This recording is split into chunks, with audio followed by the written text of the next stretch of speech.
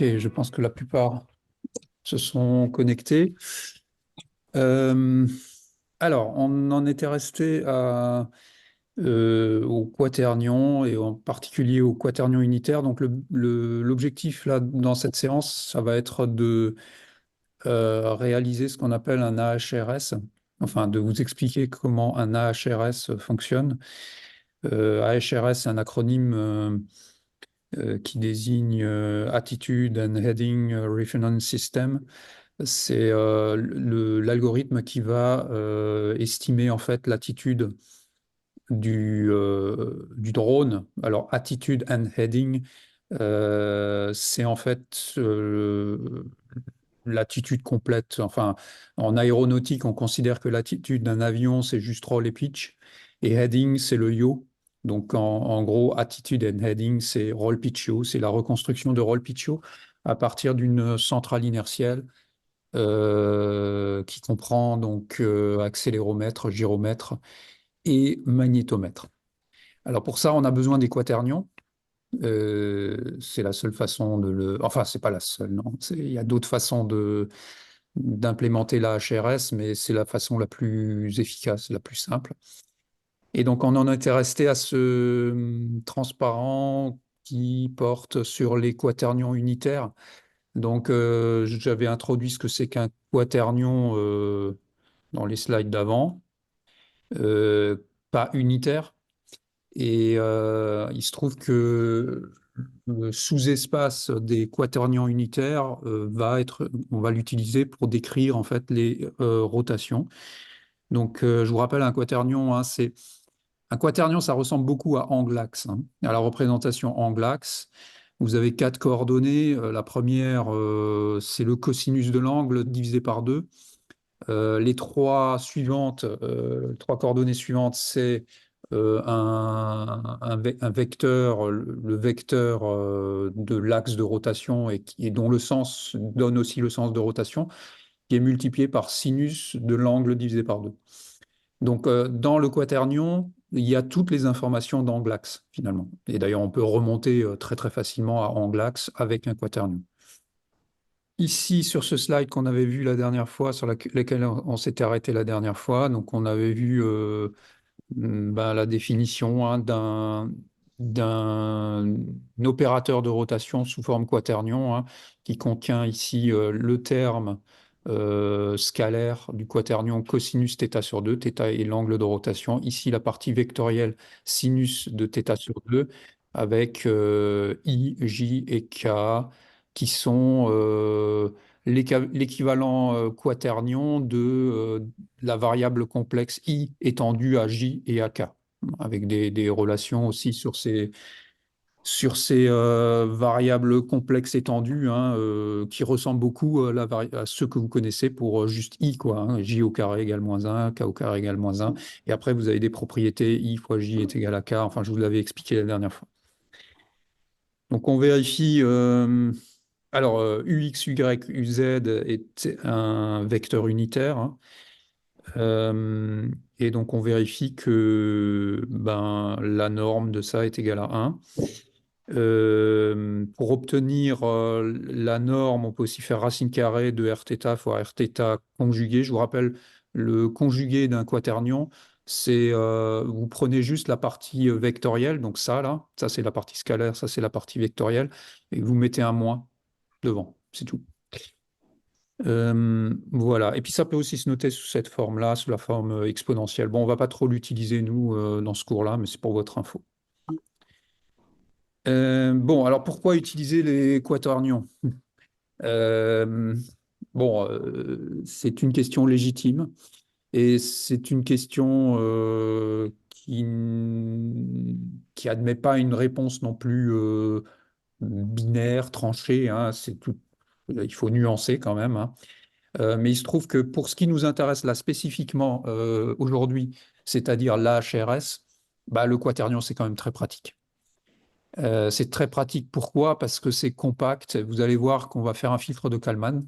Et les équations de ce filtre de Kalman, l'équation d'état qui va être utilisée pour ce filtre de Kalman, va être hyper simple grâce au quaternion. Et si on avait utilisé une autre, on peut le faire avec une autre représentation, hein. Pourrait le faire carrément avec la matrice de rotation. Mais vous savez qu'une matrice de rotation, ça a 9 termes. Donc là, on est beaucoup plus redondant pour représenter la rotation qu'un quaternion qui a 4 termes. Alors, 4 termes, c'est encore redondant parce que normalement, on a besoin, enfin, pour représenter une rotation, c'est 3 degrés de liberté finalement, hein. Et donc, 3 termes, c'est la forme minimale. 4 termes, bon, bah, c'est une forme qui évite en fait des singularités. Et c'est marrant parce que quand je vous avais montré là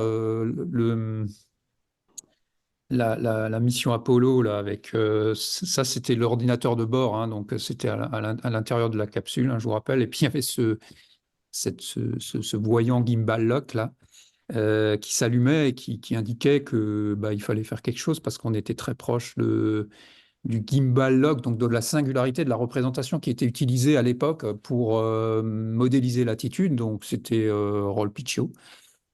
Et physiquement, effectivement, ça correspond à un problème mécanique, le gimbal lock.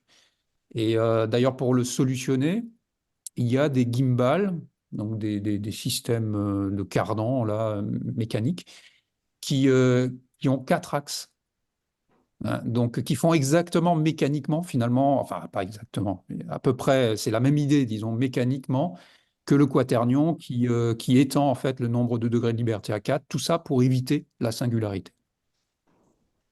Bon, outre ce fait, le quaternion, euh, l'algèbre des quaternions est relativement compacte, simple, et puis hein, on n'a pas besoin de réapprendre tout, quoi. C'est dérivé des nombres complexes. Donc, il suffit d'apprendre quelques règles de base et on comprend assez vite. Bon, c'est de l'entraînement comme d'habitude, hein, on comprend assez vite comment ça fonctionne. Et donc, il est beaucoup plus simple. D'ailleurs, même les opérations de changement de repère, de composition, de rotation, on va le voir juste après, sont assez simples à implémenter par rapport par exemple, aux angles de l'air, d'autres représentations. Bon, pas forcément plus simple qu'un produit de matrice de rotation, parce qu'un produit matriciel, c'est assez simple à implémenter. Mais bon, au niveau complexité algorithmique, nombre d'opérations, ouais, c'est assez efficace, quoi, hein. C'est souvent plus efficace que les matrices de rotation. Alors, le problème, quand même, il y en a un, c'est pour ça que je vous dis c'est nuancé, c'est pas du tout intuitif, un quaternion, hein. Même si la relation avec Anglax nous aide à rajouter un peu de compréhension de ce que ça représente. Mais si on vous donne un quaternion comme ça, les coordonnées d'un quaternion, vous n'arrivez pas à vous représenter mentalement la rotation, hein. Il faut revenir explicitement à l'angle et à l'axe, hein. Anglax, c'est sans doute la représentation la plus intuitive de la rotation. Mais sachant que le lien entre les deux est assez facile, il suffit de faire un arctangeant 2 pour récupérer l'angle, faire choix 2 ensuite, bon, et ensuite récupérer le vecteur, bon, on arrive assez facilement à passer de l'un à l'autre. Alors, sachez que le quaternion a des domaines d'application beaucoup plus larges que le drone, évidemment, hein. On l'utilise beaucoup en infographie. Bah, les jeux vidéo, par exemple, hein, bon, vous êtes sans doute trop jeune pour avoir connu ça. Moi, j'ai connu le début de la 3D, le passage des jeux de plateforme 2D aux jeux 3D, avec au début des gros problèmes de placement de caméra en vue à la troisième personne. Donc les caméras qui suivent le personnage, hein, donc qui dans les coins font des rotations mais super bizarres et un peu sous-optimales, mais même très très sous-optimales, euh, lié au fait que la représentation de la rotation n'était pas faite proprement, et notamment pas avec des quaternions. Et donc les mouvements de rotation de la caméra suivaient en fait Rolpiggio ou étaient peut-être parfois singulières, parce que parfois ça plantait carrément. Et donc effectivement, l'utilisation du quaternion a bien amélioré euh, la, le mouvement de ces caméras, mais également le mouvement des objets, tout simplement, dans le monde virtuel. Euh, les moteurs physiques, tout ça. Enfin, ça a permis d'éliminer tous les problèmes liés à la singularité, également éliminer les problèmes liés aux mouvements de rotation qui ne suivent pas le chemin dans l'espace des rotations le plus court pour aller d'une rotation A à une rotation B. Là, le quaternion est vraiment parfait pour ça. On va le voir après. On a une relation cinématique de quaternion qui est vraiment très simple, très compacte, qu'on va utiliser et qui nous permet de faire des mouvements optimaux dans l'espace des rotations. Mais également, évidemment, en robotique, pas seulement les drones. Hein. Drones, c'est sous-domaine de la robotique, mais la robotique de manipulation utilise également les quaternions. Euh, les GPS, la navigation, l'étude des molécules, les satellites, enfin, même la cristallographie. Voilà. Bon, c'est pas, je pense que c'est pas inutile en tant qu'ingénieur de connaître cet objet-là. Alors, comment on l'utilise? Donc là, on est maintenant, à partir de maintenant, on va que utiliser des quaternions unitaires. Hein. C'est ceux qui représentent donc les rotations. Et on peut s'en servir donc pour un peu comme une matrice de rotation pour faire tourner un vecteur.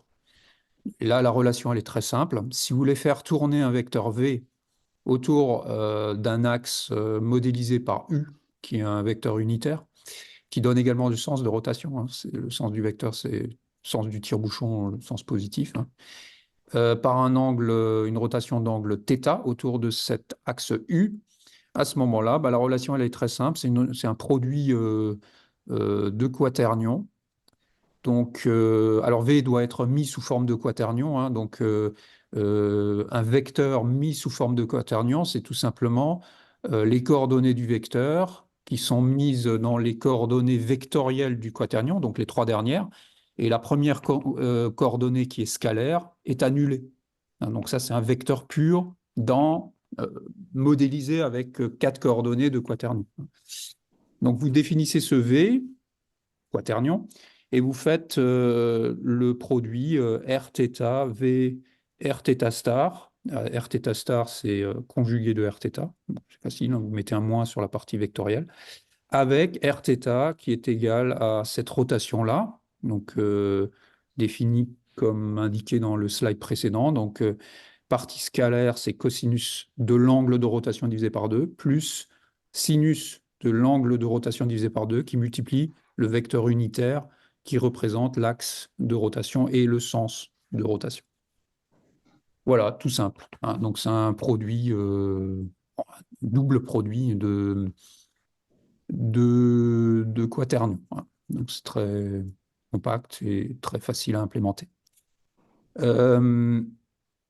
Donc, c'est exactement comme en robotique. Hein. On peut aussi s'en servir pour faire un changement de repère.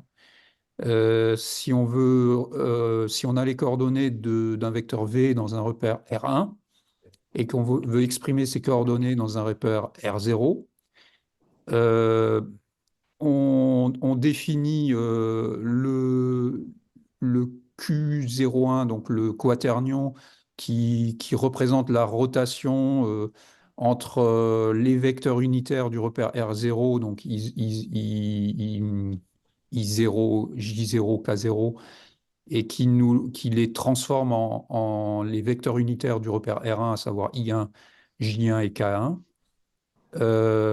Et donc là, vous avez la relation précédente hein, qui permet de faire tourner les repères unitaires de R0 vers les repères unitaires de R1, toujours exprimés dans R0. Et donc, vous avez donc ce Q01 qui vous permet de faire le changement de repère, d'exprimer donc les coordonnées de V dans 0 à partir des coordonnées de V dans 1. Voilà, c'est exactement la même relation qu'ici. Vous pouvez également... Alors, on va faire un petit exercice d'abord, avant de passer aux compositions.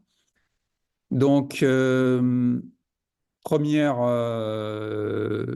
question de cet exercice, définir une rotation un opérateur de rotation, une rotation sous forme quaternion, une rotation qui est d'axe Z, dans un repère suivant l'axe Z, et d'un angle pi sur 2.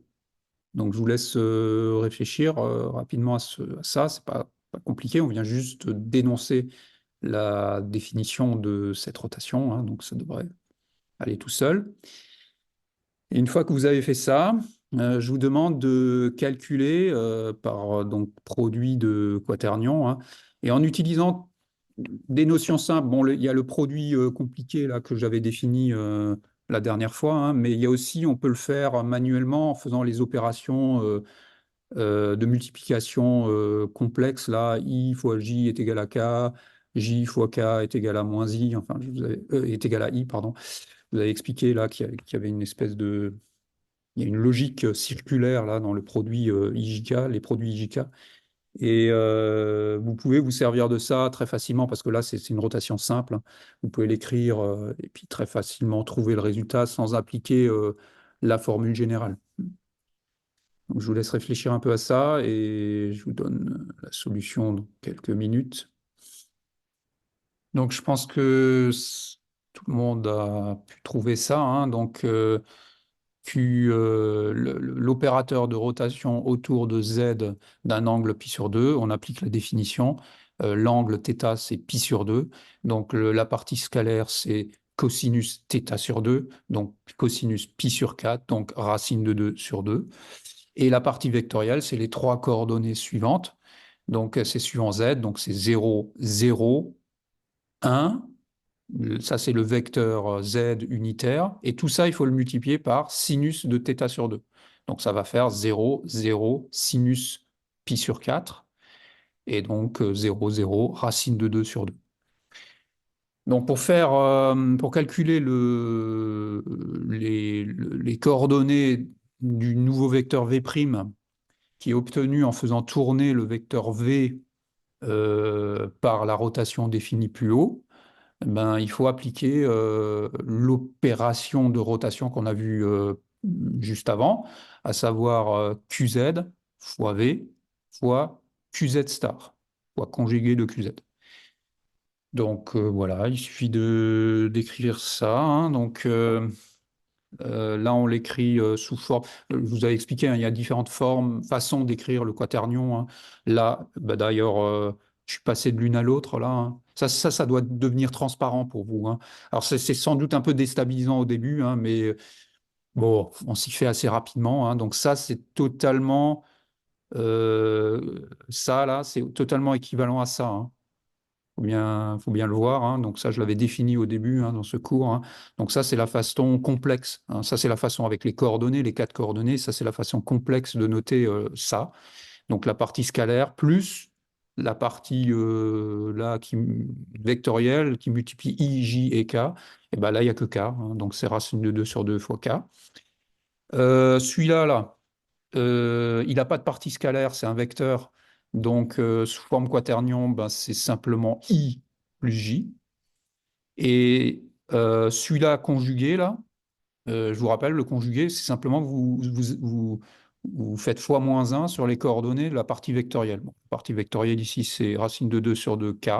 Vous mettez un moins, ça donne moins racine de 2 sur 2 K. Et là, vous pouvez faire le produit bah, vous pouvez distribuer, hein, et vous pouvez utiliser les règles là, K fois I est égal à J, euh, K fois J est égal à moins I, hein. Et donc, voilà, vous, racine de 2 fois I, racine de 2 plus J, K fois I est égal à J, là, donc vous avez un plus, et K fois J est égal à moins I. Voilà, vous avez distribué. Et puis, ben, vous pouvez simplifier là, hein. Il y a ça qui simplifie. Là, vous obtenez racine de 2 fois j. Et donc, voilà, comme racine de 2 fois j fois ça. Et donc, là, vous multipliez encore un coup. Et vous obtenez ben, racine de 2 fois racine de 2, ça fait 2 sur 2, ça fait 1 fois j. moins une fois J fois K. Alors, J fois K, ça donne I. Hein. Je vous avais fait le petit cercle là. Hein. Quand on tourne dans le sens positif de ce cercle, IJK, vous mettez IJK, c'est plus. Et si jamais vous devez tourner dans le sens inverse, c'est moins. Donc là, c'est plus. Et donc, on a J moins I. Donc, J moins I, ça fait un vecteur qui a pour coordonnées 1 suivant Y et moins 1 suivant X. 1 suivant Y, moins 1 suivant X. On a notre V'. Bon, bah, c'est logique, hein, on l'aurait pu le faire graphiquement, géométriquement. On tourne de plus pi sur 2 autour de Z. Règle du tire-bouchon, ça fait bien une rotation comme ça. Et donc, voilà, on se retrouve à V'. Alors, comment faire ça sous MATLAB? Alors, vous avez là, sous MATLAB, MATLAB utilise... Ah oui, sachez... Oui, alors ça, il faut quand même que je vous en parle. Euh, les quaternions, je pense que il y a quand même une petite mauvaise réputation du quaternion hein, qui flotte, qui traîne là, et qui est justifiée. Et il faut savoir éviter les pièges. Euh, Comme ça a été adopté largement, cet outil, par différentes communautés, il se trouve qu'il y a des conventions en fonction des communautés qui ne sont pas les mêmes. Il y a une communauté, par exemple, qui définit les coordonnées du quaternion avec les trois premières qui sont les coordonnées de vecteurs et la dernière qui est une coordonnée de scalaire. Par exemple, vous utilisez un Vicon, qui est un localisateur 3D hyper connu, sans doute le plus connu qui existe. Eh ben, il vous renvoie un quaternion, donc il localise, vous mettez des pastilles infrarouges sur une cible, et puis ça vous dit où c'est en X, Y, Z, mais également ça vous renvoie le quaternion, ça vous renvoie pas autre chose, hein. Ça vous renvoie juste le quaternion de l'orientation de cet objet dans l'espace couvert par les caméras infrarouges. Et donc là, ben, c'est la convention inversée, c'est-à-dire que les trois premières coordonnées, c'est les coordonnées de vecteur, et la dernière, c'est la coordonnée scalaire. Donc si vous ne le savez pas, vous pouvez galérer un certain temps avant de comprendre que c'est cette convention-là. Hein. Donc sachez-le, il y a ça, et il y a un autre truc, c'est encore pire, mais c'est tellement marginal que normalement vous ne devriez pas tomber dessus, mais sachez-le quand même. Moi, je suis tombé dessus, par exemple, pour ce cours, quand j'ai fait l'état de l'art de la commande de drone, et ça m'a pris un certain temps à comprendre que c'était une autre convention. Il y a une autre convention pour la multiplication. Et il y a une sous-communauté des quaternions qui utilise non pas la multiplication hamiltonienne initiale, celle que je vais utiliser, que tout le monde, la plupart des gens utilisent quand ils utilisent les quaternions, que MATLAB utilise, enfin voilà. Ils utilisent une convention de multiplication inversée. Sachant que le quaternion, le produit de quaternion n'est pas commutatif, eh ben, ça change tout, quoi. Hein. Donc, si vous ne savez pas que c'est la convention inversée, et c'est une convention euh, où même le produit des IJ, I fois J est égal à moins K, enfin, tout est inversé. C'est vraiment un coche. Je ne sais pas pourquoi il y a une sous-communauté. Je crois que c'est la NASA. La NASA adaptée, oui, c'est ça.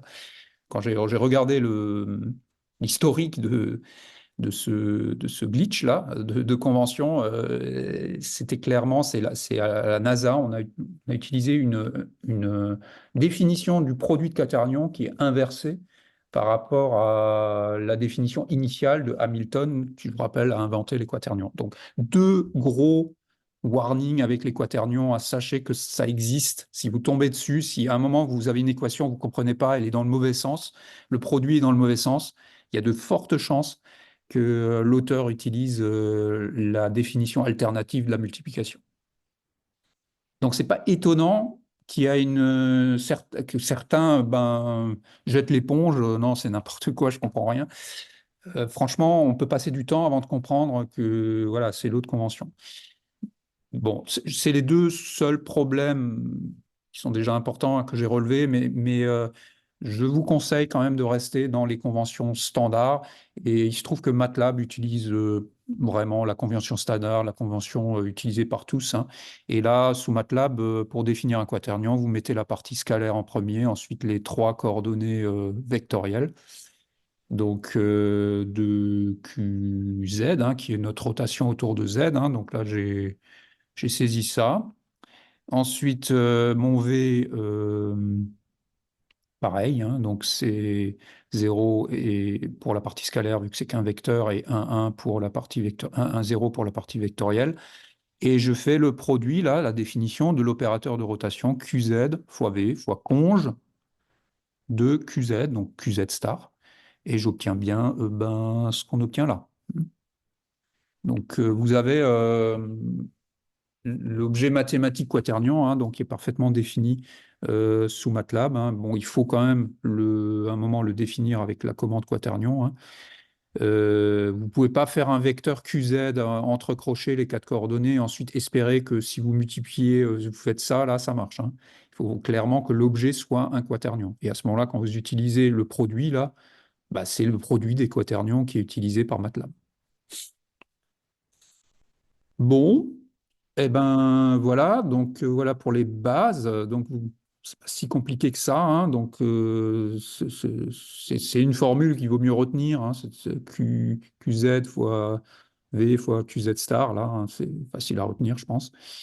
Et donc on peut composer également, hein. Donc exactement, si vous avez les réflexes avec les matrices de rotation, transposer au quaternion, c'est super simple. C'est pareil. Et notamment pour la composition, vous vous rappelez, avec les matrices de rotation, quand vous composez plusieurs rotations de suite, opérateurs de rotation de suite, il faut les multiplier dans le sens inverse des opérations de rotation.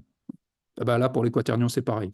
Vous voyez, s'il faut tourner un vecteur V d'abord d'une rotation θ1 pour obtenir V1, et ensuite le V1, on le tourne d'une rotation Rθ2 pour obtenir V2, et ben, quand vous composez ça, hein, vous obtenez bah, ça, et donc ce produit-là, donc là vous reconnaissez quaternion fois V fois quaternion conjugué, et le quaternion composé, donc, qui représente la composition de ces deux opérateurs de rotation, vous voyez que c'est bien le produit dans le sens inverse des rotations. Et attention, c'est pas commutatif, hein.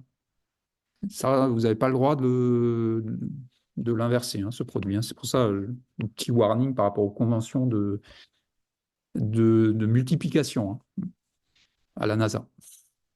Donc, pareil, si vous voulez, donc là c'est pareil que pour les matrices de rotation, hein, on avait déjà vu ça, donc c'est les mêmes réflexes. C'est pas déstabilisant normalement. Euh, pour ce qui est de la composition, bah, c'est exactement la même chose également que pour les matrices de rotation, hein.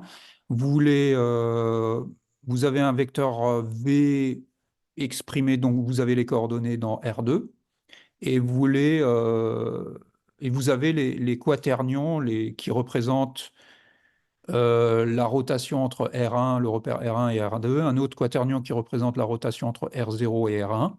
Et si vous voulez les coordonnées de 2 dans 0, à partir de Q01 et Q12, bah, c'est facile.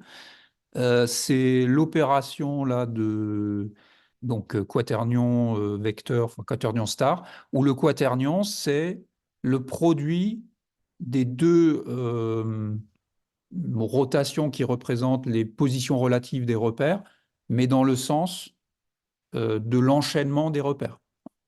Donc le repère de base, c'est le 0, le 1, le 2. On a le vecteur V qui est représenté dans le 2. Et vous vous rappelez, en robotique, pour obtenir le vecteur de la matrice de changement de repère, hein, c'était le produit dans le sens du chaînage cinématique des matrices de rotation, hein. Et c'est exactement pareil avec les quaternions.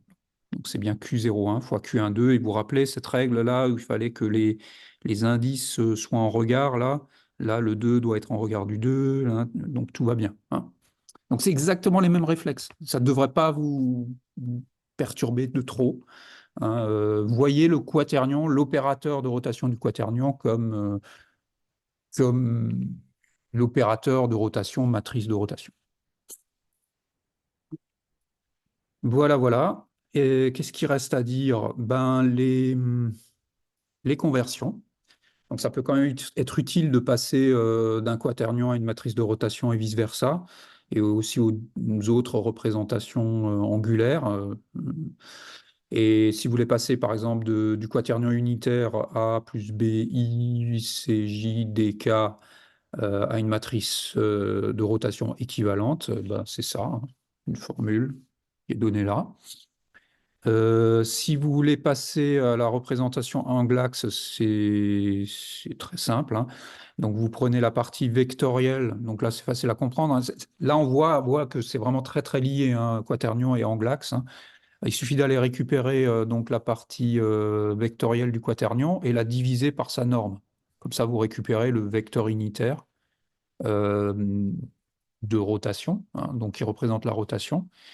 Et ensuite, pour obtenir l'angle, sachant que euh, A, c'est cosinus θ sur 2, et la norme de ça, c'est sinus θ sur 2, bah, si vous faites l'arc tangent 2 de la partie du sinus virgule le cosinus, vous obtenez bah, un demi de l'angle. Donc si vous faites x2, vous obtenez l'angle. Voilà, tout simple. Donc remonter à anglax, là, c'est vraiment trivial. Par contre, ouais, alors pour passer de matrice de rotation à quaternion, ça, donc dans l'autre sens, hein, c'est un peu moins trivial, mais ça va, ça se fait, hein. Là, je ne vous détaille pas les calculs, hein, c'est l'algorithme utilisé typiquement par MATLAB, hein, qui est l'algorithme de référence qui évite les problèmes, enfin, différents problèmes qui peuvent vous avez des moyens plus simples, mais qui sont singuliers à certains endroits. Donc, je vous conseille cette méthode-là. Donc, qui consiste à d'abord créer une matrice K à partir des coordonnées de R. Là, vous voyez, créer cette matrice, vous définissez cette matrice K. Là. Vous regardez la plus grande valeur propre et vous allez récupérer le vecteur propre correspondant à cette plus grande valeur propre.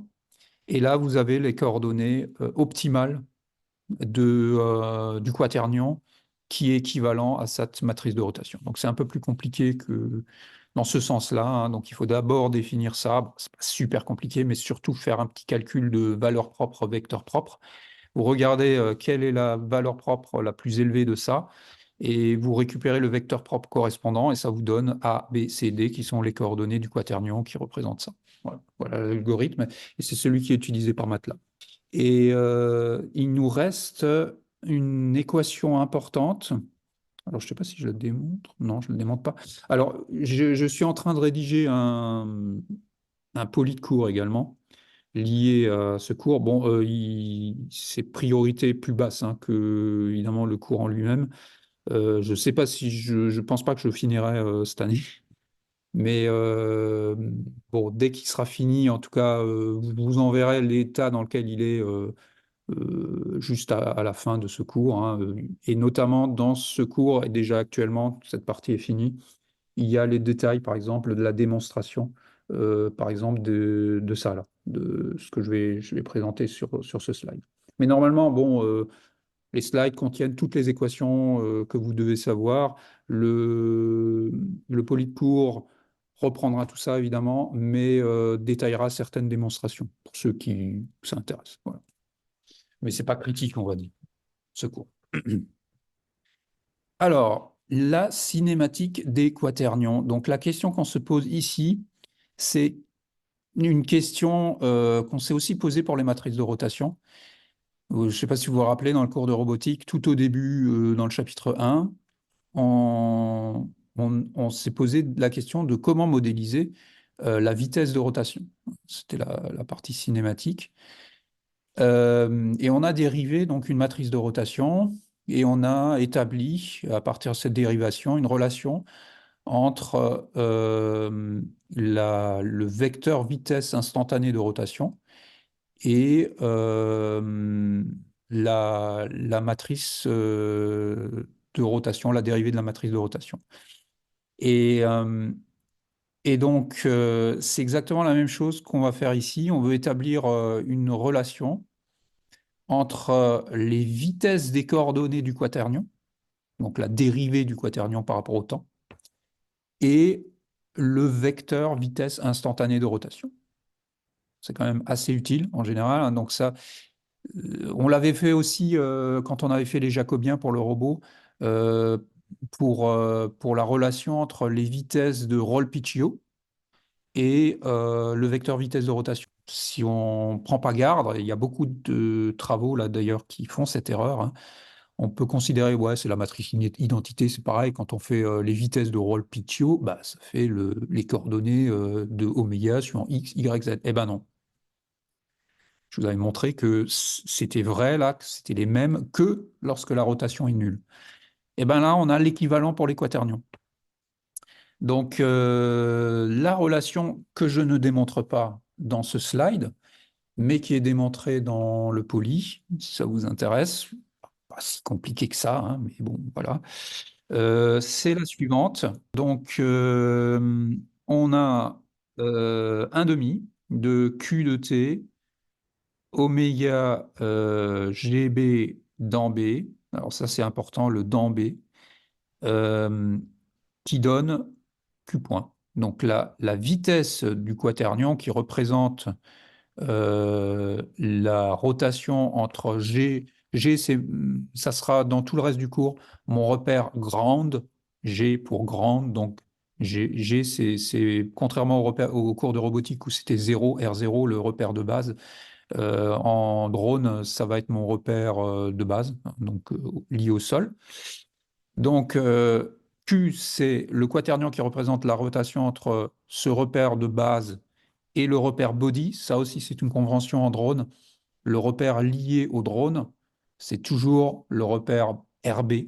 Alors ça, c'est une convention universelle. Autant pour RG, il y en a certains qui utilisent R inertiel, RI. Ouais, là, j'ai tout vu, quoi. Je sais pas ce qu'il y avait d'autre. Enfin, bon, bref, ça, c'est pas normalisé. Autant pour body, tout le monde utilise RB dans l'aéronautique, les drones, enfin, en général. Donc, moi, dans ce cours, pour le repère de base, j'utilise G comme indice, hein. Donc, on a donc le quaternion qui représente l'attitude du drone, du body par rapport aux grandes. Quand vous faites sa dérivée par rapport au temps, c'est égal à 1 demi, donc de ce même quaternion, donc 1 demi fois l'attitude fois la vitesse donc du body par rapport aux grandes, le vecteur vitesse de rotation du body par rapport aux grandes, exprimé non pas dans grande, là c'est une autre relation que je ne donne pas parce qu'elle ne sert pas, mais dans body. Alors pourquoi est-ce que c'est le vecteur vitesse de rotation dans body, reprojeté, exprimé dans body? Tout simplement parce que c'est celui qui est utile, c'est celui qui correspond au retour du gyromètre. Donc dans tous les drones, vous avez un gyromètre, et ce gyromètre vous donne oméga GB dans B. Hein, c'est les coordonnées dans lesquelles sont projetés ce vecteur vitesse de rotation, c'est les coordonnées du gyromètre qui est embarqué dans le drone, donc forcément c'est RB. Et donc ça, c'est une relation hyper simple. Pas hyper simple, c'est un produit matriciel, hein, donc c'est ça fois ça, là. Et donc, si vous développez, ça donne ça. Donc, c'est très peu d'opérations, hein, ça va très vite à calculer. Et c'est la relation qu'on va utiliser le plus pour la suite, c'est-à-dire le calcul de l'AHRS. Donc, celle-là, elle est à retenir. Alors là aussi, dans la littérature, parfois, vous allez trouver l'inverse. Un demi de oméga fois QT. Et là, vous arrêtez les cheveux jusqu'à ce que vous rappeliez que le prof avait dit attention, il y en a certains qui utilisent l'autre convention de multiplication. Donc là, typiquement, ils traînent sur Internet à différents endroits, notamment quand vous tapez kinématics quaternion, la relation là avec l'autre convention de multiplication. Donc là, c'est vérifié, hein. Là, je l'ai bétonné, c'est juste. D'ailleurs, je vais montrer ensuite des simulations sous Simulink, de la HRS, ça fonctionne parfaitement, hein. Donc ça, c'est mon cours est consistant et vérifié, hein. Et ça va jusqu'à la simulation, donc je pense, enfin j'espère, il peut encore y avoir des bugs, hein, mais les bugs ne sont pas sur les équations majeures comme ça, normalement elles sont indemnes de bugs. Donc, exercice 2. Euh, Cet exercice 2 porte sur le seul petit problème du quaternion. Je dis petit problème parce qu'il n'est pas largement pas aussi grave que le gimbal lock. Mais sachez qu'avec le quaternion, il y a quand même un petit problème, c'est que une rotation donnée peut être représentée par deux quaternions. Et c'est assez facile à comprendre, hein, parce que on l'avait déjà vu avec Anglax dans le cours de robotique. On avait traité un exemple où je vous avais dit que bah, il y a deux solutions. À un moment où on calculait un arcos et l'arcos c'était plus ou moins l'angle et donc ça donnait les deux solutions. Euh, et c'est facile à comprendre. Si vous avez un vecteur qui vous indique par la flèche le sens plus de rotation, donc tourner d'un angle θ autour d'un vecteur qui pointe vers le haut comme ça, ou alors tourner d'un angle moins θ autour d'un vecteur collinéaire au premier, mais qui pointe vers le bas, bah, c'est pareil. Donc c'est facile de comprendre qu'une même rotation avec un quaternion est représentée par deux quaternions. Donc soit Q, soit moins Q, tout simplement. Et donc, ben, quand on va faire l'asservissement d'attitude des drones, un peu plus tard dans ce cours, on va voir qu'il va falloir gérer ça, hein. Parce que on aura un problème par où est-ce qu'on tourne? Est-ce qu'on fait le grand tour ou le petit tour? Et quand on va avoir une erreur d'angle, hein, donc il y aura le choix entre faire le grand tour, bon, on arrivera au même endroit, mais euh, potentiellement en consommant trop d'énergie. Donc là, il y a un petit truc très simple que je vais vous montrer à ce moment-là, qui permettra ben, de gérer de façon très, très, très simple cette problématique. C'est pour ça que je vous dis que c'est un petit problème. On peut le gérer. Mais il faut le connaître quand même. Donc, d'abord, premier exercice, démontrer que Q et moins Q représentent la même rotation. Donc, bah pour ça, on va définir un vecteur V, un vecteur V', et on va dire que V', comme avant, c'est le résultat de V qui a subi la rotation Q. Donc, on va faire subir la rotation Q à V, et ensuite la rotation moins Q, et on va vérifier que c'est la même chose. Et là, c'est trivial. On a effectivement V' est égal à QV, Q conjugué. Et vous voyez bien que si vous faites l'opération de rotation moins QV moins Q conjugué, bah, il y a le moins fois moins, bah, ça fait plus. Et donc, ça fait la même chose que l'autre. Donc, effectivement, les deux opérateurs de rotation Q et moins Q bah, représentent la même rotation. Et on peut vérifier ça sous MATLAB, où on définit, on le fait sur un exemple, hein, donc comme avant, le quaternion, racine de 2 sur 2, 0, 0, racine de 2 sur 2. On fait tourner donc le vecteur 0, 1, 1, 0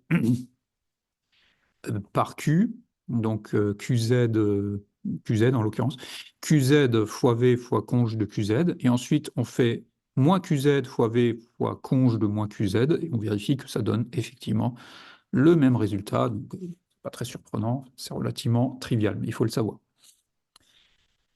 Exercice 3, euh, trouver l'angle. Ça, c'est aussi une application potentielle des quaternions qui va nous servir après pour les drones, pour faire l'asservissement d'attitude. Trouver l'angle, donc la rotation qui amène, enfin, oui, entre. Donc, on a une rotation QG1 qui amène le repère grande qui définit la position du repère R1 par rapport au repère grande. QG2 qui définit la rotation du repère R2 par rapport au repère grande, et nous, on veut la rotation entre 1 et 2. Donc là, on se souvient de ce qu'on faisait en robotique hein, pour obtenir la rotation R1-2. Donc on a les, les, euh, les règles de multiplication, d'inversion, etc., de rotation qu'on peut utiliser. Hein. Donc voilà donc là, c'est défini graphiquement, hein, QG1, QG2. Hein, donc vous voyez, QG1, c'est une rotation autour de X. Pardon, QG1, c'est donc le rouge, il tourne autour de Z. Hein. Donc vous voyez, c'est le XG qui vient vers le X1. Donc là, on a une rotation de pi sur 2. Pi sur 2 autour de Z, et règle du tire-bouchon, c'est autour de plus Z. Hein. Donc racine de 2 sur 2, donc ça c'est cosinus de pi sur 4, enfin c'est comme avant, hein, 0, 0, et on tourne autour de Z. Sinus de pi sur 4. Et donc pour QG2, alors pour passer de RG à R2, vous voyez que par exemple, ah bah là le X2 reste pareil au le XG, donc c'est ce qui indique qu'on tourne autour de X, et on fait passer le ZG vers le Z2, donc on tourne comme ça de pi sur 2, et comme ça, tire-bouchon, il tourne comme ça, il part par là. Ouais, enfin là, ma vidéo, elle est inversée. Hein. Donc il faut que vous inversiez ce que je suis en train de montrer par rapport à la figure là. Bon, vous le faites dans votre tête, hein, et donc ça part dans le sens négatif pour passer du ZG au Z2. Hein, donc il faut tourner effectivement de moins pi sur 2. Hein, ouais, c'est ça. Et donc cos moins pi sur 2, sin moins pi sur 2, donc là il y a le moins, et autour de x, c'est pour ça que la coordonnée, elle est là. Bon, Q1,2, c'est les mêmes règles que pour les matrices de rotation. Hein. Donc il faut bien faire gaffe aux indices, là, hein, d'où l'intérêt d'avoir des indices écrits comme ça. Hein. Donc Q1,2 est égal à QG1 moins 1, donc conjugué. Donc l'inverse, c'est aussi égal au conjugué, on l'a vu. Hein. Donc, ça représente la rotation inverse, donc la rotation 1G. Donc 1G, donc vous avez le 1 qui est là, qui est en regard avec ça. 1G, le G, donc quand vous inversez les deux, sera en regard avec celui-là. Et le 2 qui sera en regard avec ça. Donc là, vous avez fait les opérations de multiplication de quaternions dans le bon sens. Et donc Q1,2 est égal à Q1G fois QG2, et donc égal à QG1 conjugué fois QG2. Voilà l'opération qu'il faut qu'on fasse. Et donc ça, on peut le faire aussi sous MATLAB. Hein. Donc là, j'ai défini QG1, QG2, conformément à ça. J'ai fait ce qu'on a fait là. Hein. Donc Q1,2 était la conge de QG1 fois QG2. Ça me donne le Q1,2. Et bon, celui-là, bon là, quand je vous ai dit, vous regardez un quaternion comme ça, là, on ne peut pas dire de but en blanc comment est la rotation. Il faut un peu, convertir en glax. Hein. Donc c'est ce que j'ai fait. D'abord, j'ai vérifié que la norme est bien égale à 1. Ok, bon, je ne sais pas pourquoi j'ai fait ça. Normalement, le produit de quaternion unitaire, c'est toujours un quaternion unitaire. Donc, bon, c'est juste un check qui ne sert à rien. Mais surtout, j'ai utilisé une fonction. Alors, dans toute la bibliothèque quaternion de MATLAB, hein, vous avez toutes les conversions possibles et imaginables, dont la fonction qui vont convertir un quaternion en angle-axe. C'est quat, to, axe, ang. Voilà la fonction qu'il faut utiliser. Donc de Q1,2, et ça vous donne ça. Alors là encore, c'est pas super évident. Alors oui, là, il y a une petite astuce. C'est que cette fonction quad to angle axe vous donne d'abord les coordonnées. Donc là, vous faites help de cette fonction hein, pour savoir. Hein. Vous donne d'abord les coordonnées du vecteur et ensuite la coordonnée de l'angle. Donc là, on n'est plus dans le domaine des quaternions. Hein. Donc là, voilà, c'est angle-axe. Et la convention angle-axe sous MATLAB, c'est d'abord le vecteur et ensuite l'angle. Et d'ailleurs, bah, je vérifie d'ailleurs que Anglax de moins Q12 qui représente la même rotation donne bah, la même rotation Anglax, hein. Vous avez un moins sur la partie vecteur et un plus sur la partie vectorielle est fois moins un là, vous voyez. D'ailleurs, tout est fois moins un, hein. Donc, vous faites fois moins un sur l'angle et sur le vecteur, donc ça se compense finalement. Et là, bon, là, c'est toujours encore des radians, hein, donc c'est quand même beaucoup plus pratique de voir en degrés. Quand vous convertissez 2,0944 en degrés, ça vous fait 120 degrés. Et là, on commence à un peu mieux voir quelle est la rotation. Donc là, je vous ai mis le vecteur de rotation là, qui est là. Alors bon, c'est difficile à voir en 3D là, mais je vous ai mis un cube là dans l'espace là. Et ce vecteur de rotation là, de angle axe là, il part de l'origine et il pointe vers ce sommet-là, de ce cube-là. D'accord? Je pense que c'est plus facile à voir comme ça. Et donc, on voit bien que quand on tourne autour de ça pour aller de 1 à 2, hein, donc quand on tourne, alors, autour de, oui, c'est celui-là, hein. Donc, c'est celui-là que j'ai représenté, le deuxième, hein, le moins Q12, hein, qui représente la même rotation, hein. Vous voyez que ça pointe vers nous, donc hein, ce truc-là, ce vecteur, il pointe vers l'avant là. Et donc pour passer de 1 à 2, vous voyez bien qu'il faut tourner tire-bouchon comme ça, hein, comme ça. Ouais, ça inverse. Non, je vais plus faire de gestes, ça risque de trop vous perturber. Vous le faites pour vous, hein, mentalement. Et donc ça, ça fait un angle négatif, hein. Donc c'est normal qu'on ait moins 120 degrés ici. Et ouais, c'est relativement logique. Enfin, là, on le voit. Là, du coup, quand on le trace, on voit bien, ah ouais, bah oui, ça fait sept axes de rotation, là, pour passer de 1 à 2. C'est relativement clair. Si vous tournez autour de ça, ben, le Z1 va arriver à Z2, hein, avec un 120 degrés autour de cet axe-là. Le Y1 va arriver à Y2, pareil, avec un 120 degrés autour de ça. Et le X1 va arriver à X2, pareil, avec un 120 degrés autour de ça. Attention, celui-là, il fait la diagonale du cube, hein. Donc, soyez pas perturbés, hein. C'est pas pi sur 2 pour aller de l'un à l'autre. C'est comme ça fait la diagonale, là, c'est plus, hein. 120 degrés. Bon, euh, ben, je pense qu'on a fait un peu le tour là pour ce qui est des quaternions maintenant. S'il y a des questions, c'est le moment.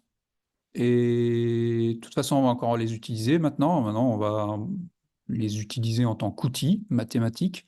Et d'ailleurs, la première chose qu'on va faire, donc on va les utiliser pour faire un AHRS. Alors avant ça, comme l'AHRS, qui est l'objectif de ce chapitre, hein, qui est vraiment un composant essentiel d'un drone, hein, tous les drones ont un AHRS qui tourne.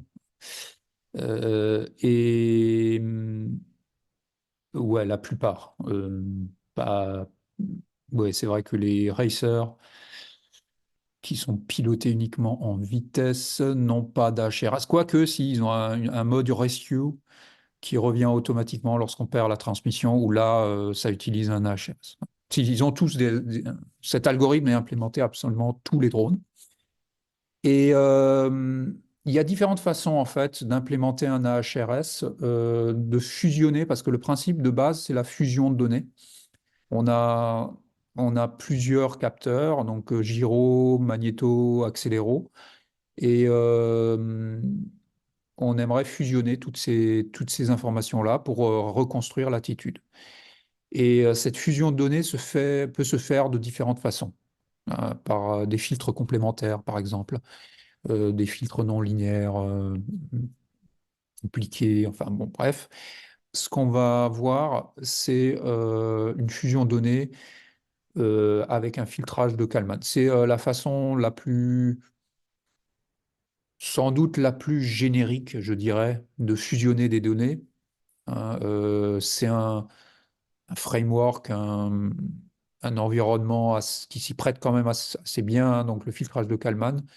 Et c'est pas forcément l'algorithme qui va être le plus efficace en temps de calcul, mais là, en l'occurrence, quand on utilise Quaternion, ça va être relativement efficace quand même et relativement compétitif par rapport à d'autres approches, peut-être un peu plus basiques.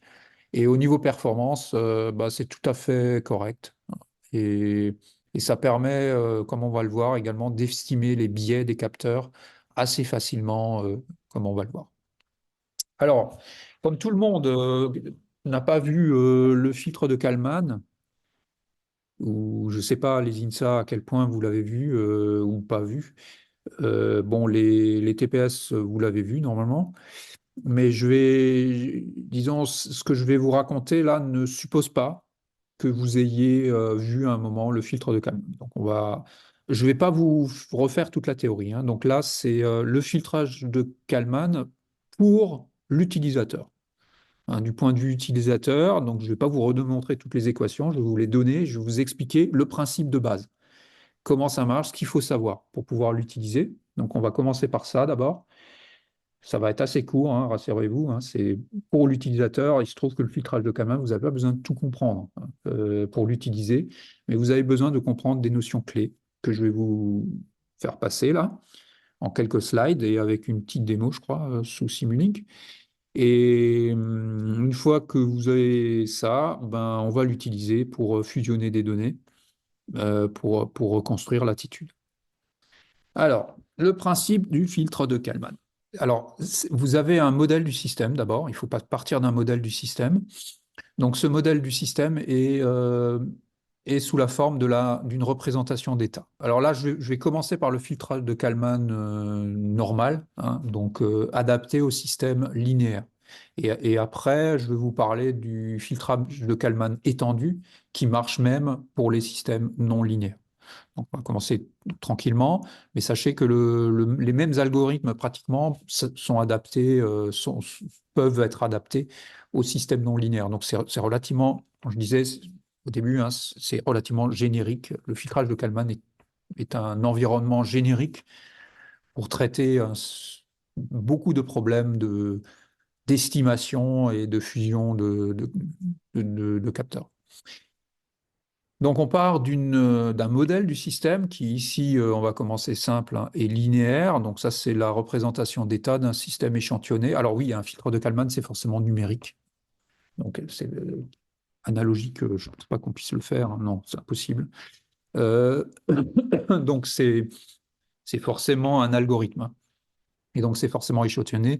Donc le modèle, c'est pas les équadifs, la représentation d'état linéaire avec les équadifs, hein. Donc c'est des équations aux différences. Donc X c'est l'état, K c'est l'échantillon courant, le numéro de l'échantillon courant, donc, que le processeur embarqué est en train de traiter. K plus 1, donc c'est le suivant, c'est le futur. Un pas dans le futur, un pas d'échantillonnage dans le futur. Donc, si on échantillonne à 100 Hz, ça fait 10 millisecondes dans le futur. Et donc, cet état futur, qui peut être prédit en théorie parfaitement, si le modèle est parfaitement connu, est égal à A, donc la matrice A de la représentation d'état, hein. Donc, il y a A, B, C, D normalement, hein. Sauf que là, on va faire simple. Alors, je ne vais pas vous faire le Kalman qui tient compte d'une entrée, hein, d'une entrée connue. Vous voyez qu'il n'y a que A et C là, qui sont utilisés dans cette représentation d'état. Il n'y a pas le B et il n'y a pas le D. Alors, le D, en général, il est nul, hein, pour une représentation d'état discrète, parce que c'est un transfert direct entrée-sortie. Ça n'existe pas en discret, ou alors c'est une approximation, disons, de la réalité. Et en général, D est nul, donc là, il n'y a pas de problème. Mais là, il n'y a pas de B. Donc, normalement, une représentation, c'est AX de K plus BU de K, avec U l'entrée du système. Ici, on va simplifier, il n'y a pas d'entrée du système. On n'en a pas besoin, en fait, pour ce qu'on va faire. Mais sachez que le Kalman général peut utiliser également les informations de ce que vous envoyez en entrée dans le système pour prédire sa sortie. Par contre, Ce qu'on va rajouter par rapport à ce que vous avez peut-être déjà vu comme représentation d'état échantillonné, hein, c'est les bruits, hein, parce que le Kalman se justifie que lorsqu'il y a du bruit, hein. C'est justement parce qu'il y a du bruit qu'on a envie de filtrer. Et donc, ben, on va rajouter ce bruit dans le modèle. Donc, on a W de K qui est le bruit de l'équation de transition d'état et V de K qui est le bruit de mesure, hein, qui va se rajouter directement sur Y, qui est donc la mesure. C, c'est la matrice donc, qui prélève en fait dans l'état, enfin, qui va reconstruire la mesure à partir de l'état. Et A, je rappelle, contient toute la dynamique, c'est une matrice carrée, hein, qui est, si n c'est le nombre d'états, A c'est de dimension n fois n, et qui code, qui encode à l'intérieur toute la dynamique du système. Donc sa rapidité, est-ce que ça oscille, il y a des modes propres, ce genre de choses, hein. Ça c'est dans A. C, c'est pas la dynamique, hein, c'est juste la relation entre le vecteur d'état et les mesures, c'est tout. Ok. Bon, je crois que j'ai tout défini. Donc, qu'est-ce que fait ce Kalman filter, ce filtre de Kalman? Euh, alors, ça va prédire, donc ça estime à l'instant courant le, l'état suivant, l'état au pas suivant, euh, en utilisant le modèle là-haut, hein, donc ce modèle d'état, en utilisant un modèle de bruit également, en utilisant un certain nombre de connaissances du bruit, de caractéristiques du bruit W de K et V de K, et en utilisant également évidemment la mesure, hein, le filtre de Kalman, il faut lui donner en entrée ce qu'on mesure. Et si jamais vous avez la version avec l'entrée, avec le U, le B, U de K, il faut aussi lui donner bah, qu'est-ce que vous envoyez au système, que vos U. Bon, là, on ne va pas l'utiliser ici. Donc, il a besoin de tout ça. Et qu'est-ce qui va vous sortir?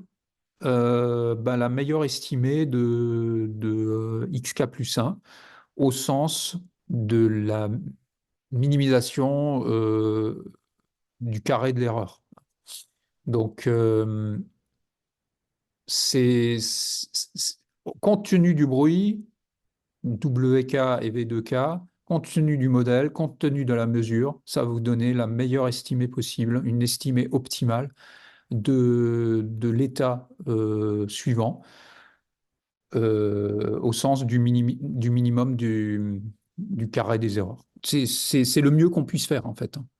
Compte tenu de ce qu'on sait du système, le filtre de Kalman va essayer de prédire au mieux l'état suivant. Voilà. Alors, comment est-ce qu'il fait? C'est là où il y a toute une théorie qui prend beaucoup de temps, hein, à apprendre, à comprendre également, mais pour l'utilisateur, il y a besoin juste de connaître ça. Alors ça, c'est l'algorithme, hein. Et là, je ne vais pas vous dire pourquoi c'est ces équations-là. Par contre, je vais quand même vous expliquer comment ça marche et qu'est-ce qu'il faut faire pour pouvoir utiliser cet algorithme. Et que valent également tous les paramètres, toutes les variables dans cet algorithme. Donc là, vous avez tous les détails. Cet algorithme a besoin d'être initialisé. Il faut au départ que vous donniez un état initial probable du système au démarrage. Alors, en général, on met 0 dans X pour l'état, hein. Mais si vous connaissez l'état initial à peu près de votre système, par exemple une position GPS, initialement, quand le drone il décolle, si vous faites un filtrage de Kalman pour la position, c'est en translation, hein, c'est pas forcément 0, hein. Donc là, vous moyennez le GPS sur un certain temps et vous mettez ça dans X0. Comme ça, il mettra moins de temps à converger vers la bonne valeur. Il finira toujours par converger, même si vous lui mettez n'importe quoi dans X0, au bout d'un certain temps, il convergera vers la bonne valeur, mais ça prendra plus de temps si vous êtes loin du compte. Il faut également initialiser P de 0. Alors là, P de 0, c'est une variable interne de l'algorithme qui représente la covariance de l'erreur, la covariance de l'erreur de prédiction. Donc, je vous rappelle, hein, le Kalman va vous donner la meilleure prédiction à un pas dans le futur de votre état. Et en permanence, il va estimer cette erreur. Quand on prédit l'état suivant, et qu'ensuite, à l'état suivant, on a une mesure qui nous dit ah ben non, c'était pas ça, c'était autre chose. Bon, que cette mesure est bruitée, mais on va en tenir compte. On peut avoir une estimée au bout d'un certain temps, on peut avoir en moyennant, on peut avoir une estimée en fait de l'erreur de prédiction qu'on va faire.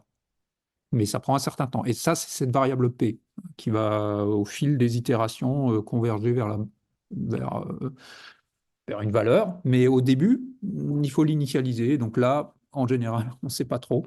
Donc là, vous pouvez mettre ce que vous voulez. Euh, Parfois, il y a un calcul que vous pouvez initialiser P0 en fonction des bruits, caractéristiques de bruit. Mais enfin, bon, même si vous mettez n'importe quoi assez rapidement, P va converger vers la bonne valeur. Donc là, ouais, il y a pas, là, je vous donne pas de règles. Vous pouvez mettre, on va le voir dans les simulations, si vous mettez un truc au pif, ça marche aussi. Bon, ensuite, vous avez la boucle. Vous voyez la boucle là, elle commence là, hein. C'est une boucle qui tourne à la fréquence en fait de la commande numérique. Donc, sur un drone, je pense que la boucle d'attitude, je ne sais pas combien elle peut tourner. Ouais, au moins 100 Hertz, on va dire, hein. Au moins 100 Hertz. Sur un Xsense, par exemple, ouais, c'est entre 100 et 400 Hertz. C'est les systèmes de reconstruction d'attitude un peu haut de gamme. La fréquence, ouais, c'est entre 100 et 400 Hertz. Bon, ça tourne assez vite quand même. Et donc, à chaque itération, donc ça va faire ça. Toutes ces étapes-là, une étape de prédiction, une étape de calcul de gain de Kalman, une étape d'estimation et une étape de mise à jour de l'erreur, de la covariance de l'erreur de prédiction. Et bon, après, les calculs, bon, il y en a quand même certains qu'on peut comprendre assez facilement, hein. Donc, la prédiction, vous voyez, ben, c'est l'équation d'état que je vous ai donnée précédemment, là. Vous avez viré le... Ça, c'est l'équation de transition d'état du slide précédent, hein, donc c'est celle-là. Vous avez enlevé le bruit, parce que bon, c'est la prédiction. Vous voyez, il y a un petit moins pour dire euh, que euh, le petit moins veut dire. Alors, je sais pas où je l'ai. Ah, voilà. Donc, c'est la prédiction de X en utilisant uniquement les données de l'échantillon précédent. Donc là, c'est K, donc l'échantillon précédent, c'est K-1.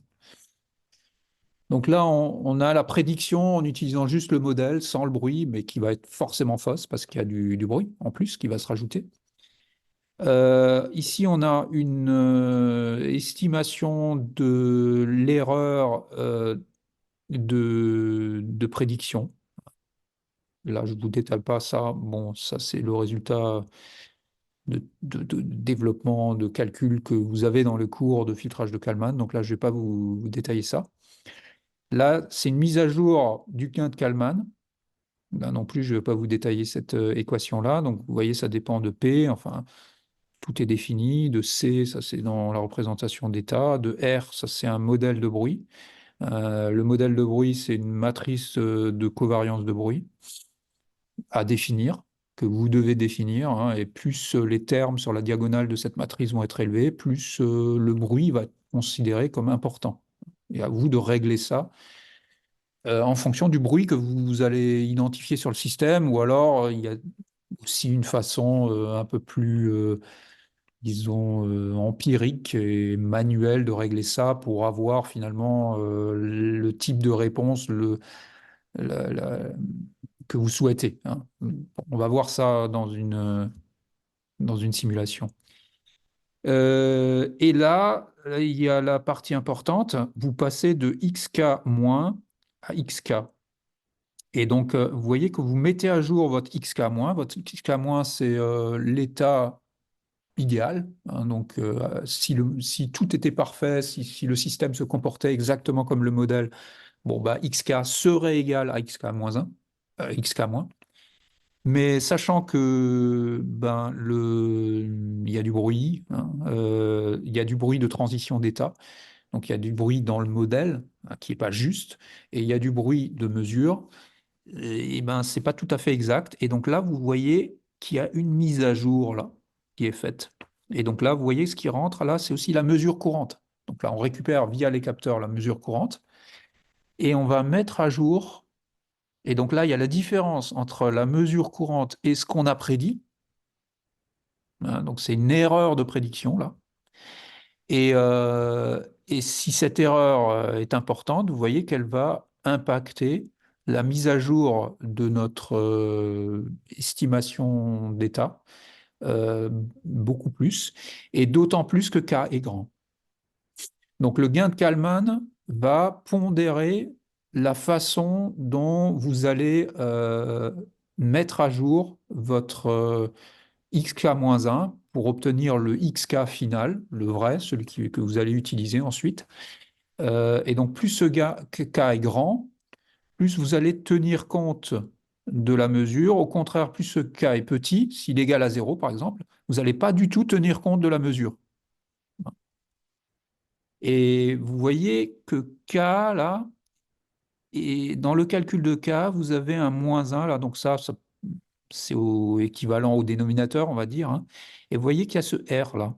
Et ce R, c'est en gros mesure de l'amplitude du bruit, donc c'est la covariance du bruit de la mesure, hein. Donc plus c'est grand, ça, vu que c'est au dénominateur, plus K sera petit. Donc si vous avez un énorme bruit sur la mesure, vous ne faites pas du tout confiance à Y, et donc ce K sera tout petit et la prise en compte là de la vraie mesure dans la mise à jour de l'état va être négligeable. C'est ça qu'il faut comprendre dans le filtrage de Kalman, hein. C'est que votre modèle de bruit là, il va impacter le gain de Kalman, et ce gain de Kalman intervient comme une mise à jour, un update de cette prédiction idéale là, xk moins, en fonction de la mesure courante, qui nous informe quand même est-ce que je suis bon dans ma prédiction ou pas, hein. Et donc là, il y a une erreur entre ce que j'ai prédit et ce qui arrive effectivement. Et le gain de Kalman permet de corriger ça, enfin de faire un facteur de correction pour obtenir finalement la meilleure estimée possible de l'état courant. Et c'est ça la sortie du Kalman. Et ensuite, il y a une dernière étape qui est la mise à jour de P, hein, donc qui est cette matrice de covariance de l'erreur.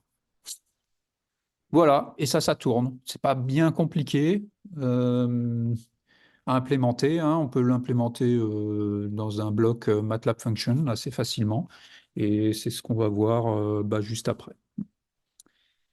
Sur un exemple simple d'abord, l'exemple qu'on présente systématiquement en premier, enfin, il fait partie des grands classiques d'exemples de Kalman, hein. Donc, c'est reconstruire. On a un problème, en fait, souvent pour reconstruire la vitesse quand on mesure la position. Imaginez, vous avez un moteur, vous avez un codeur incrémental qui est connecté à l'axe. Donc, vous avez la position angulaire du rotor, mais vous vous intéressez plutôt à la vitesse, hein, parce que vous voulez faire un asservissement de vitesse, par exemple. Et le problème, c'est que votre capteur est qu'un capteur de position. Donc là, vous allez faire un observateur, parce qu'un filtre de Kalman, c'est avant tout un observateur, hein, mais c'est un observateur qui est optimal au sens de la de la meilleure estimée possible, hein, et qui tient compte du bruit. Et donc cet observateur, l'observateur de base, hein, il vous permet de reconstruire des états manquants, enfin des mesures manquantes. Donc on va faire ça, mais on va rajouter également l'information de bruit avec l'algorithme filtrage de Kalman pour obtenir ben, la meilleure estimée possible de la vitesse, donc la plus lisse possible. C'est ça qui nous intéresse. Donc, il nous faut écrire donc les équations de transition d'état de ce système.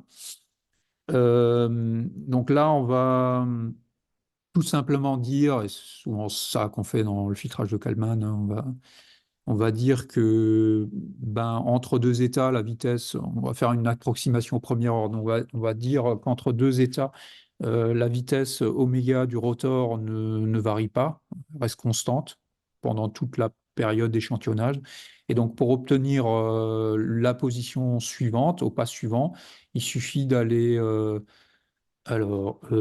Là, j'ai une petite erreur. Ouais, donc la position suivante, au pas suivant, c'est la position au pas précédent, plus la vitesse qui est supposée constante pendant toute la durée de la période, fois la période. Voilà.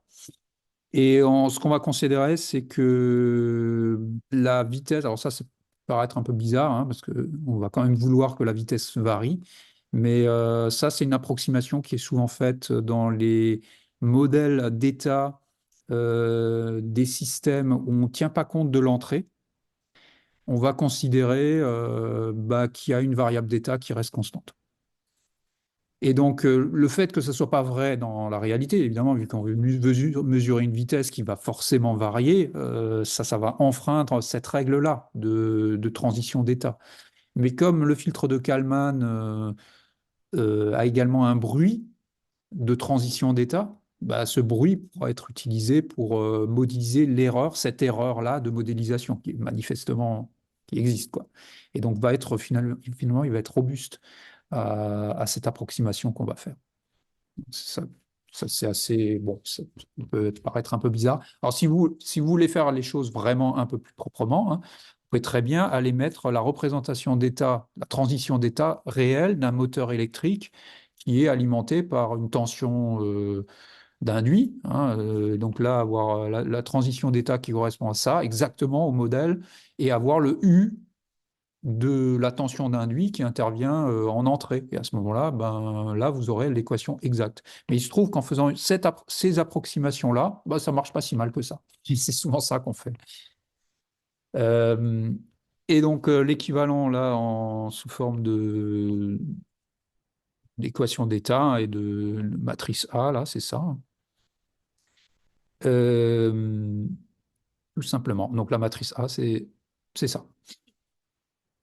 Et qu'est-ce qu'il y a d'autre? Ah oui, la matrice C. Donc la matrice C, ce qui nous intéresse, alors nous, dans l'état, hein, donc on a d'abord θ et après oméga. Hein, donc ce qu'on mesure, nous, via le codeur incrémental, c'est θ.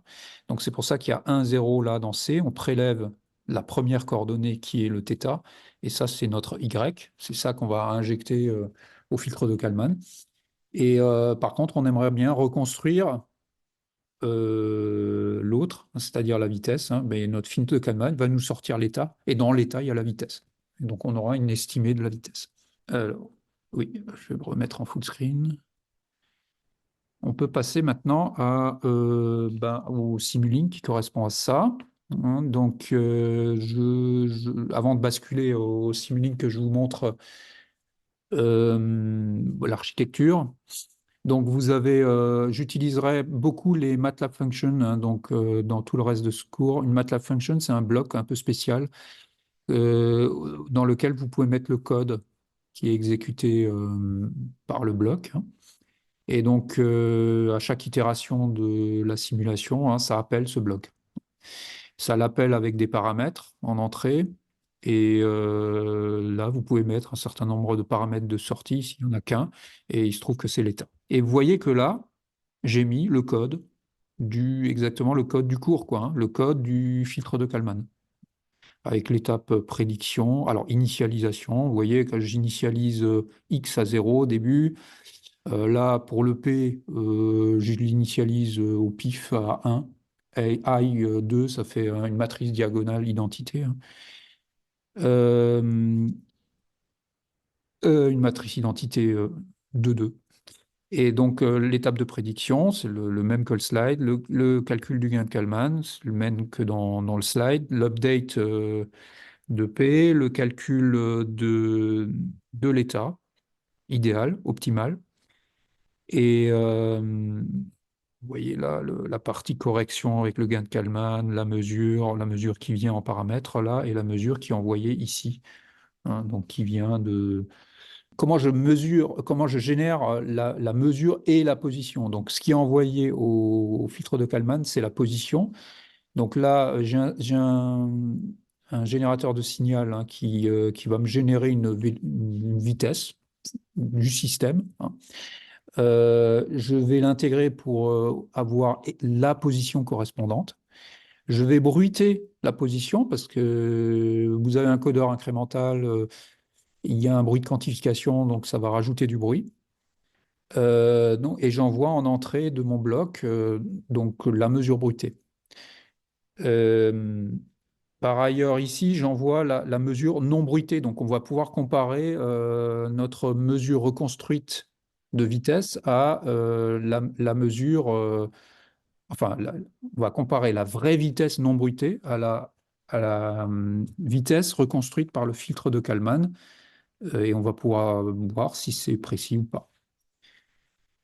Je vais également faire tourner un bloc filtre de Kalman de MATLAB, hein, histoire de comparer pour voir si ça fait pareil, hein, si je ne me suis pas planté, et on peut comparer les deux.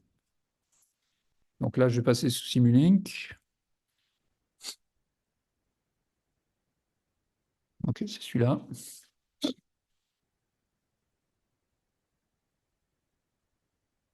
Donc, ouais, par rapport au cours, là, j'ai mis quand même cet échantillonneur en commun des deux, hein, parce que bon, je ne sais pas si c'était utile, mais c'est quand même de l'information échantillonnée là qu'il faut transmettre avec une période qui est là de 10 millisecondes.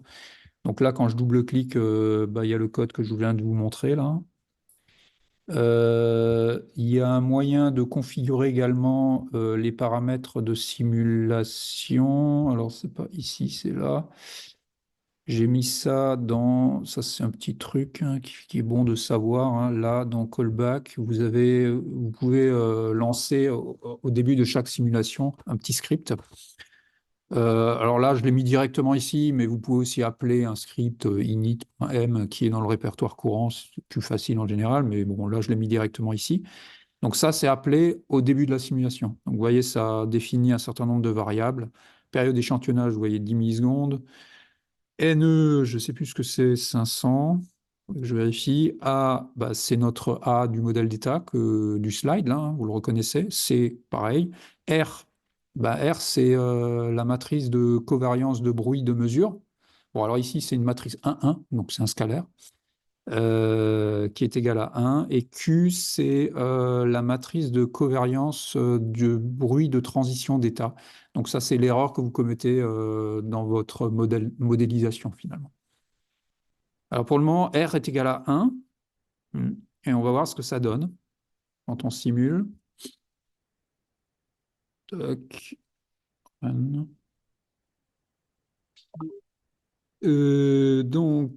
Ici, je vais pouvoir voir la vitesse, voilà, velocity, c'est ça qui m'intéresse. Donc real velocity, c'est la vraie vitesse, pas bruitée.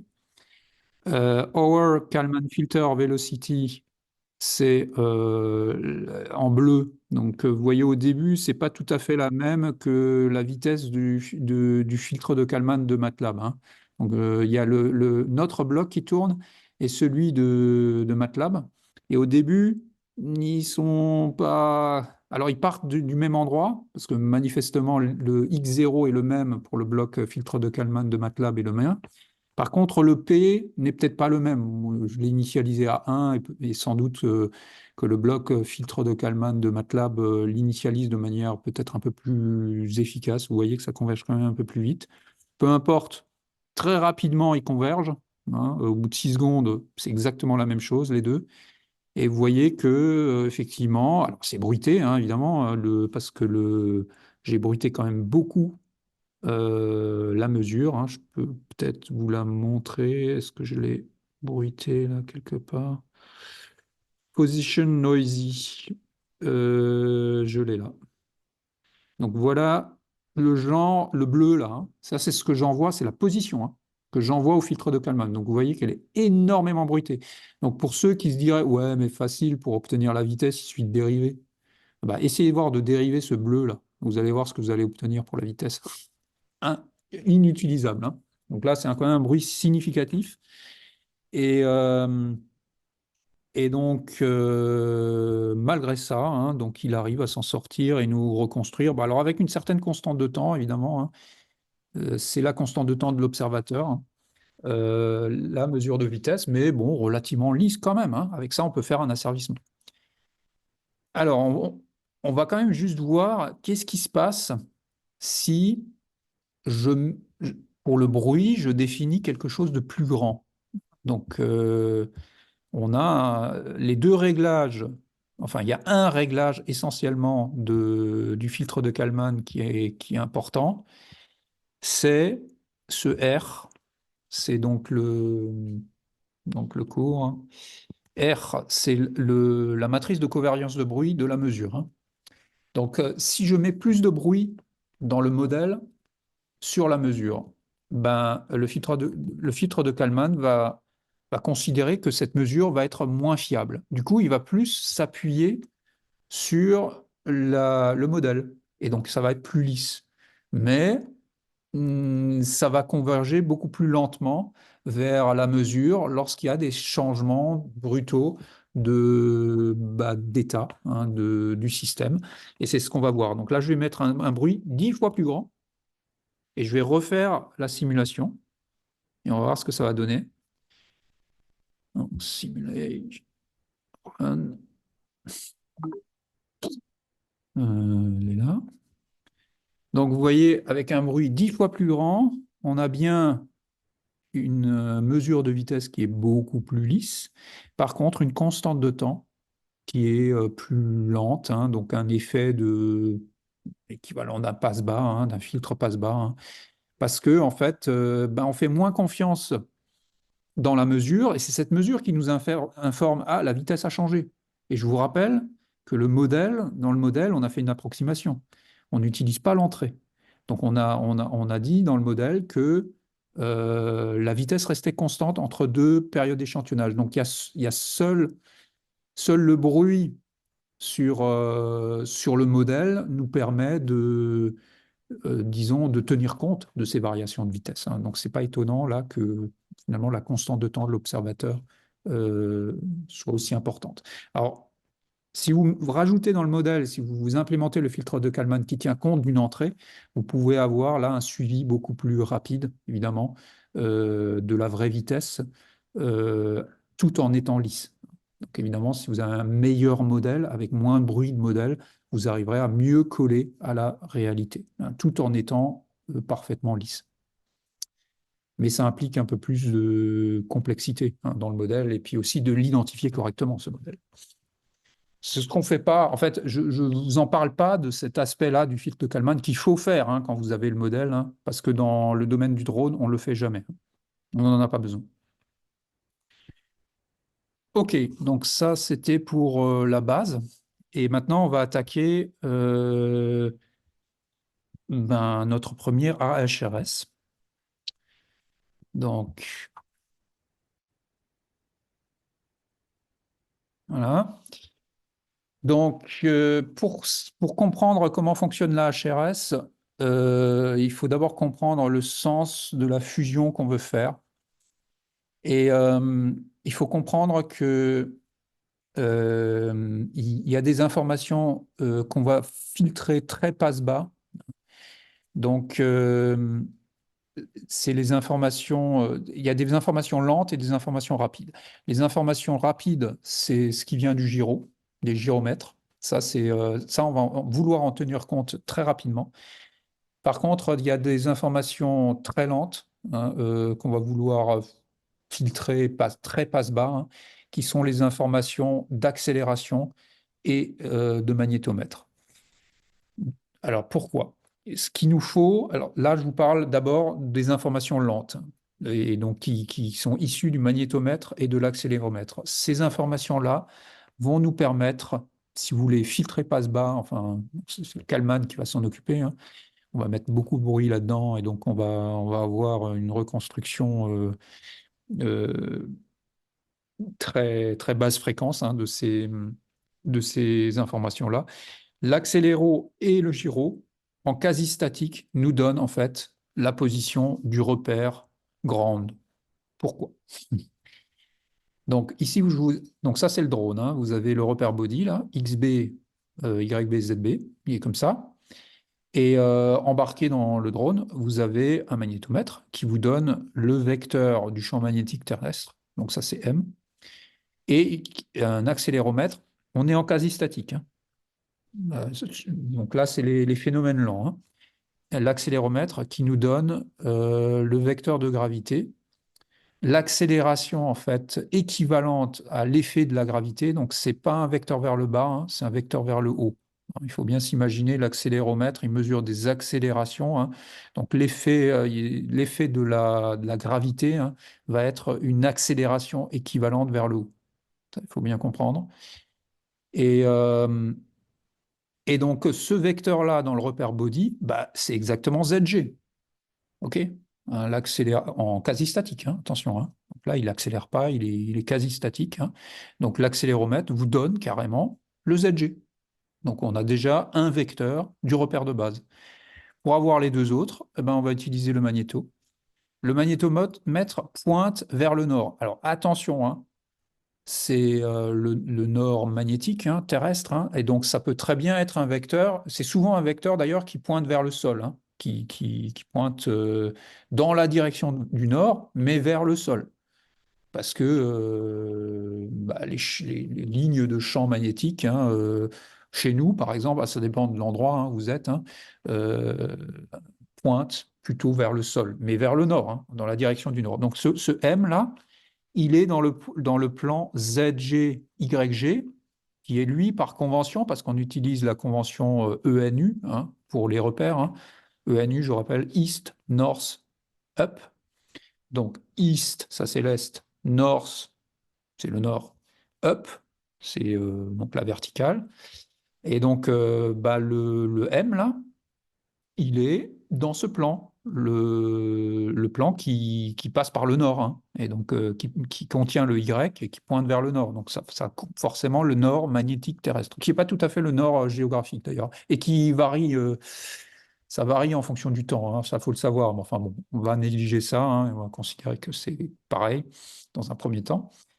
Et donc ce M est dans ce plan-là.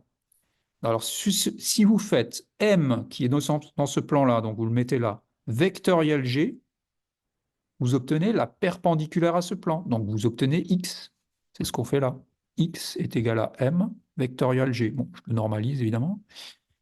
Donc, j'obtiens X. Bah, vous avez Z, vous avez X. Vous faites X, ou plutôt Z vectoriel X, et vous obtenez Y.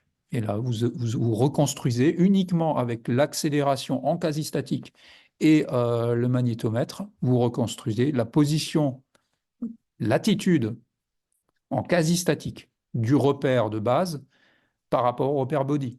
Donc là, vous avez le quaternion ou alors la matrice de rotation entre les deux. Bah, il suffit de l'inverser pour obtenir bon, l'attitude du body par rapport au repère de base. Donc là, on se dit, ouais, mais pourquoi on va s'emmerder à faire un filtre de Kalman, vu qu'on peut faire ça comme ça? Là, on a déjà récupéré l'attitude, donc juste avec l'accéléro et le magnéto. Eh ben, tout simplement parce qu'on n'est pas toujours en quasi-statique. Un drone, ça accélère, hein, et donc vous aurez des perturbations. Alors, pas de M, hein, quand ça accélère, que ça bouge, ça ne va pas varier, le M, là. Par contre, l'accélération mesurée, ben, ça va toujours être l'accélération liée à la gravité, plus l'accélération propre du drone. Donc, celui-là, il va varier énormément, et donc cette reconstruction-là va être très bruitée. Et c'est là où le filtrage de Kalman va intervenir, et c'est là où on va utiliser le gyro pour savoir de combien on tourne, hein, et donc on va pouvoir, disons, avoir les mouvements rapides de rotation, les incréments rapides de rotation avec le gyro, et les mouvements lents en filtrant énormément ça, hein. Le drone, quand vous moyennez son accélération, elle est nulle, hein. C'est ça l'hypothèse qu'on fait, hein, c'est qu'il n'y a pas de biais, hein. Un drone n'est jamais en accélération constante. C'est toujours des phases d'accélération, vitesse constante, décélération. Donc en moyenne, c'est nul. Et c'est ça l'hypothèse qui va nous permettre en fait d'utiliser ça en basse fréquence pour reconstruire le repère de base. Donc la suite, hein, c'est d'implémenter donc notre filtre de Kalman. Alors et d'implémenter également la fusion de données. Euh, donc, ce qu'on va faire, notre équation d'état, elle va être super simple, et c'est là où les quaternions sont vraiment très utiles. Notre équation d'état va provenir directement de l'équation cinématique des quaternions, hein, celle qu'on a établie un peu plus haut, hein. Donc, X va contenir les quatre coordonnées. Notre vecteur d'état va être constitué des quatre coordonnées du quaternion qu'on cherche. Donc, le quaternion entre ground et body. Et donc, l'équation d'état continue. Alors, effectivement, l'équation cinématique qu'on a établie, elle est continue, donc il va falloir la discrétiser encore, hein. Mais l'équation continue, c'est celle-là, hein. Donc là, j'ai juste recopié. Et on peut l'écrire sous cette forme-là. Elle est parfaitement linéaire. Donc on a bien une matrice de transition, là, continue, fois un, un vecteur d'état. Et donc, on peut utiliser un Kalman linéaire. On n'a pas besoin d'utiliser avec cette équation-là un Kalman étendu. Donc, ce qui simplifie grandement les calculs et qui permet d'économiser du temps CPU. Et vous voyez que la fusion de données va se faire à ce niveau-là. C'est-à-dire que cette matrice de transition-là, elle n'est pas constante. Vous voyez qu'elle dépend des données du gyro. Donc les données du gyro vont être mixées aux données de mesure qui viendront à basse fréquence, là, qui viendront de ce calcul-là, hein. Ça va être mixé via le fait que la matrice AC n'est pas constante et contient justement les informations gyro qui sont, elles, haute fréquence. Ok, donc ça, on le verra la prochaine fois. On verra également l'inconvénient de ce filtre de Kalman de base. On va faire ensuite une amélioration qui va permettre de corriger les problèmes de ce filtre de Kalman de base, et notamment liés au biais. Donc là, vous aurez un algorithme que vous pouvez implémenter sur n'importe quel drone et qui fonctionne plutôt bien.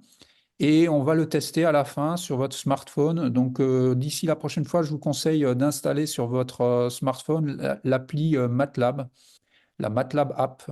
Et vous allez pouvoir, si vous ramenez votre PC aussi, et je ne sais pas si je pourrais avoir une salle de informatique, hein, mais si vous ramenez votre laptop, vous allez pouvoir faire une petite démo de reconstruction d'AHRS avec votre téléphone, parce que votre téléphone est équipé d'une IMU.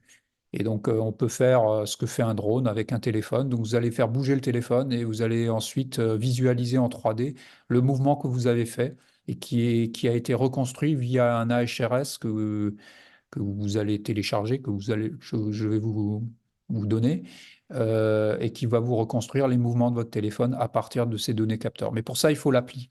C'est l'appli qui va permettre de transférer ces données capteurs à MATLAB. Voilà, donc on va s'arrêter ici pour aujourd'hui. Et donc, prochaine fois, on va finir ce chapitre et on va attaquer la partie modélisation d'un drone.